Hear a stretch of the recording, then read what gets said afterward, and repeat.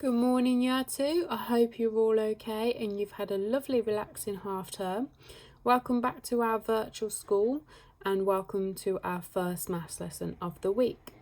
Now, over the next few weeks, we are going to be recapping a unit that we have done previously, which is all about 2D and 3D shapes. Now, I know we have done this before, but it's a unit that I think we need a little bit more practice on to make sure we are secure on it. So today's maths lesson and tomorrow's maths lesson is going to be all about naming and describing the properties of 2D shapes. So in the next part of the video, I'm going to show you some shapes and describing their properties.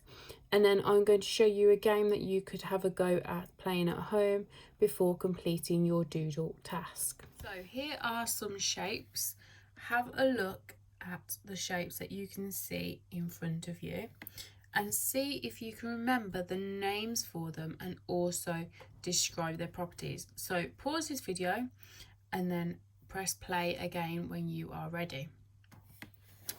So this shape we should all know, which is a circle, and it has one curved side and it does not have any vertices. So vertices means points or corners, and this does not have any vertices. This shape is a rectangle. A rectangle has 1, 2, 3, 4 sides, and as you can see, these two sides here are equal, and then these two sides are also equal. So it has two pairs of equal sides. It also has 1, 2, 3, 4 vertices, which means corners. It is similar to a square, which also has 1, 2, 3, 4 sides and 1, 2, 3, 4 vertices. However, a square has sides that are equal. So a rectangle has two pairs of equal sides, but on a square all of the sides are equal, so they are all the same length. Here we have a triangle, and a triangle has 1, 2, 3 sides and 1, 2, 3 vertices. Let's have a look at some more shapes.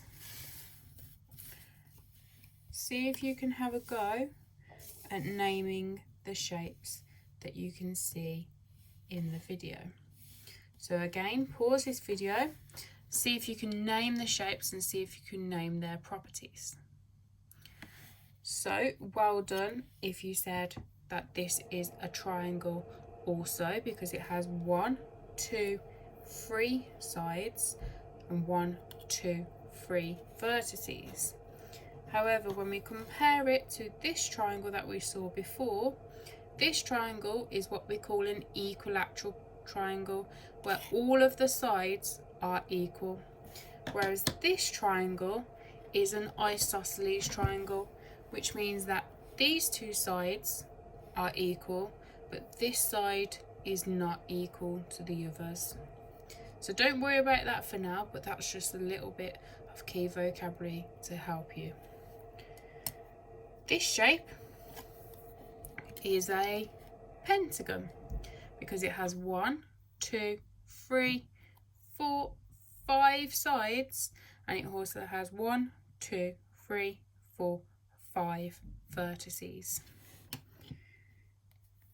This shape is a hexagon because it has 1, 2, 3, 4, 5, 6 sides, and it has 1, 2, 3, 4, 5, 6 vertices also. The way I remember a hexagon is hex, it has the letter X in it, just like the word 6. So I always remember the letter X, so X, I always remember that as 6. And here we have a octagon. It has 1, 2, 3, 4, 5, 6, 7, 8 sides. And it also has 1, 2, 3, 4, 5, 6, 7, 8 vertices. So the way I remember it again, you can think of an octopus. An octopus has 8 legs, so does an octagon. An octagon has 8 vertices and 8 sides. And the last 2 shapes I have here are these 2. Have a go at naming the shapes that you can see now. So well done if you said that this is a parallelogram. So a parallelogram means it has parallel sides. So it has 1, 2, 3, 4 sides, and it has 1, 2, 3, 4 vertices.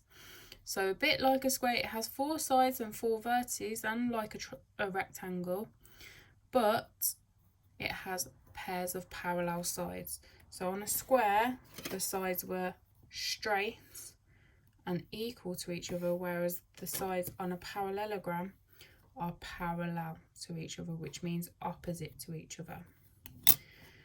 This shape is a rhombus, and it has 1, 2, 3, 4 sides and 1, 2, 3, 4 vertices. Now it looks a little bit like a kite, but a kite would have 2 short sides and 2 long sides, whereas these sides are all equal. So what you could now do is you can have a go at sorting some shapes. So you could draw some shapes on paper, cut them all out, and then have a go at sorting them into a Venn diagram if you would like to. Or you could have a go at drawing the shapes and naming their properties before having a go at completing your doodle task. And then tomorrow's lesson will be focusing on the 5-part model based on 2D shapes and their properties. So good luck, and don't forget to push your limits.